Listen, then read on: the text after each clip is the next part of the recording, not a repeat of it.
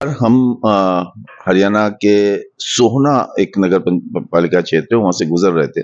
आज यहाँ आकाश आनंद का कार्यक्रम था। गुजरते हुए हमको एक बड़ा घर दिखाई दिया, गांव से थोड़ा आगे जाने के बाद, जंगल में जिसे कहते हैं यहाँ की भाषा में। जंगल में एक बड़ा घर था, लेकिन उसमें हाथी के झंडे लगे हुए थे, बीएसपी के झंडे लगे हुए थे। गाड़ियां खड़ी थी, हमने रोक दिया। और हम जब उस घर में आए तो हमें यहाँ दो फौजी मिले, और जिसमें एक हमारे साथ बैठे हुए फौज से रिटायर हैं। और इनसे हम जानना चाहेंगे दो तीन उन मुद्दों को लेके जो हरियाणा के बड़े मुद्दे हैं, जैसे अग्निवीर है, जैसे उसके बाद की ओपीएस है। अभी अभी तो चलिए ठीक है, ओपीएस है। किसान, चूंकि जो आदमी फौज में है, फौज से रिटायर हुआ है, किसानी खेती के परिवार से आता है, उनको क्या समस्याएं हैं। आपका स्वागत है वैसे राजपथ पे। मैं गुजर रहा था, मैंने देखा आपका ये घर। आप पहले तो अपना नाम बता दें और किस बिरादरी से आते हैं। देखिए, इसलिए मैं पूछता हूँ बिरादरी से आ रहे हैं कि आज के समय में बिरादरी बड़ी महत्वपूर्ण हो जाती है चुनाव में। सर नमस्कार, मैं रण कुमार बेर का गांव से रामपाल नंबरदार का बेटा हूं। ये आपका मकान है। सर सबसे पहली बात आई जिम्मेदार वाली बात। जिम्मेदार वाली बात में क्या होता है कि आप किसी भी 12 पे जाके आप देख सकते हो, कभी भी एग्रीकल्चर की लाइट कभी आती नहीं। क्या बात कर रहे हैं आप सर कभी भी किसी भी 12 जाकर सर्वे कर सकते हो। हरियाणा में कृषि किसानी पर इतना आत्मनिर्भर राज्य है ये, और नगर पालिका से मिला हुआ सबका गांव है, और यहाँ पर लाइट नहीं आती सर। आप जो खेतों पे गुजारा कर रहे हैं, पशु राख के कर रहे हैं, कोई टैंकर से, कोई पड़ोसी से पानी लेके ऐसे गुजारा कर रहा है, महीने में मुश्किल से 10 दिन लाइट चलती है। अब आप समझिए, मतलब ये बहुत बड़ी बात है कि आप महीने में 10 दिन लाइट, और उसके बाद कैसे खेती किसानी का राज। अब क्या तो बारिश अच्छी हुई है जिससे गुजारा ठीक चल रहा है, नहीं तो बाजारों में इस टाइम पानी चलता है, बड़ी मुश्किल से रोके। रात को सांप कीड़ा कांटे का डर रहता है इस टाइम। तो पानी का इतना बड़ा, सबसे बड़ा सिस्टम पानी का, पानी नहीं है तो हरियाणा फसल ही किस चीज की है। और लाइट का सबसे बड़ा मुद्दा यह है जी, हॉर्टिकल्चर की जो लाइट है, एग्रीकल्चर लाइट जो है, वो बिल्कुल नहीं है।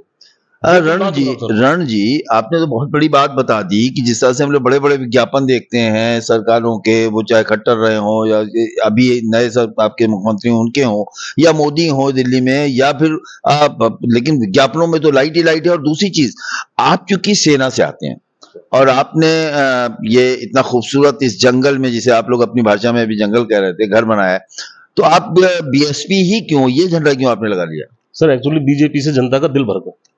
10 साल बीजेपी को बहुत चांस दिए, ना तो फसल टाइम से बिकती, ना खाद टाइम से मिलता, ना बीज टाइम से मिलता, तो फिर बताओ क्या काम करें।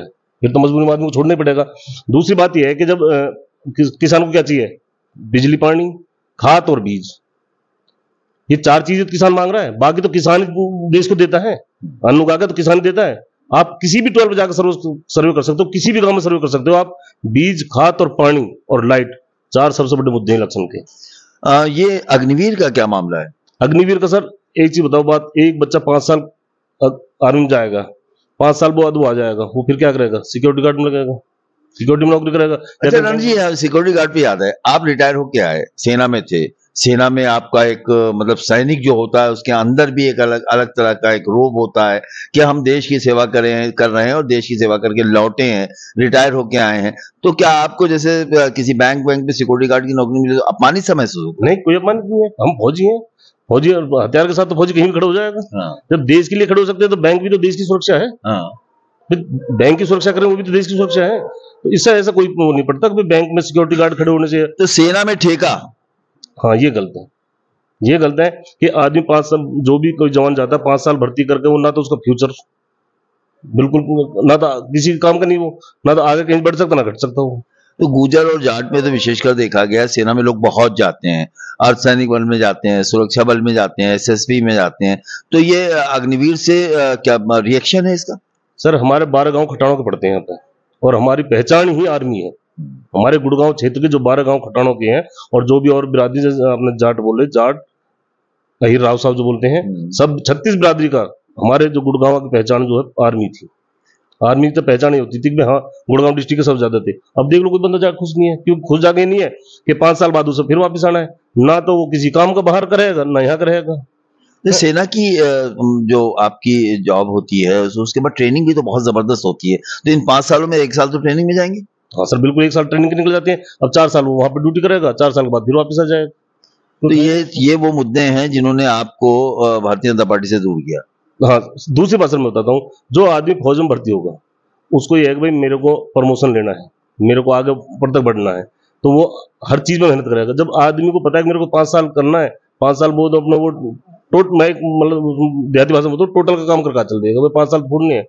नहीं, फौज में मरना, शहीद होना एक गर्व की बात होती है, और जो फौज में शहीद होता है वो सबसे भाग्यशाली इंसान होता है। तो मतलब ये होता, आपने जो बात बहुत अच्छी कही कि जब आदमी सिर्फ उसे ये है कि हमें प्रमोशन भी नहीं मिलेगा, भाई जैसे आदमी गया फिर सूबेदार हुआ, फिर लेफ्टिनेंट हुआ, फिर कर्नल हुआ, ये तो होता ही है।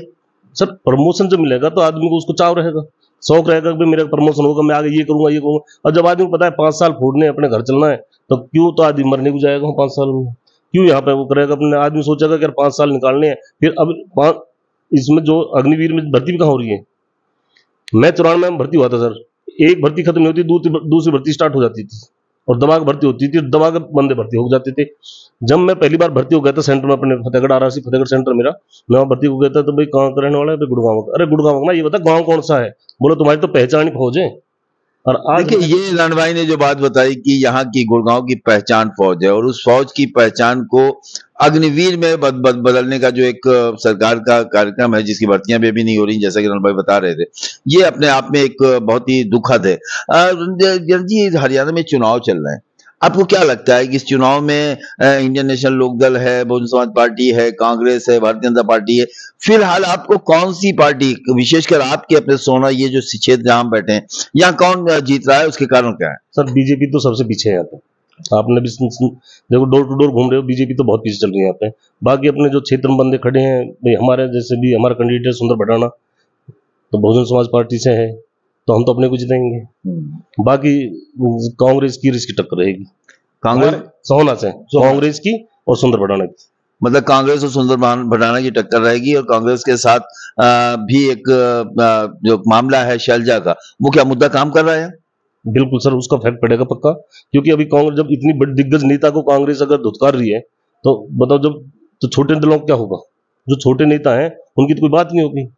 अब एक आदमी जाकर मान लो जो 4 दिन पार्टी में रहा नहीं, और जाकर पार्टी टिकट ले आता है, और 10 साल से आदमी कांग्रेस में मेहनत करा, उसको टिकट नहीं मिली बेचारे को। देखिए, ये थे रण बहादुर साहब, ये जो हम जिनसे बात कर रहे थे। हम सड़क पे अचानक गुजरे, हमें ये घर दिखाई दिया, चूंकि हम ग्राउंड रिपोर्टिंग कर रहे हैं लखनऊ से आके, तो हमने देखा हमारे साथ अनुज कुमार हैं, हमारे साथ पवन कुमार हैं, और हम लोग जो कर रहे हैं जनपद के लिए और टाइम टू अनफिल्टर के लिए, और राजपथ पर तो आप इन लोगों को देखते ही रहते हैं। तो ये एक ऐसी जगह पे हरियाणा का चुनाव है जहां भारतीय जनता पार्टी चुनाव से बाहर है, जो बात मैं अक्सर कहता हूं, और चुनाव सिमट गया है Bahujan Samaj party, Indian national Lokdal और कांग्रेस के बीच में। और ऐसे में जो शैलजा का फैक्टर है, वो कांग्रेस को कितना नुकसान पहुंचा रहा है, ये देखने की बात होगी।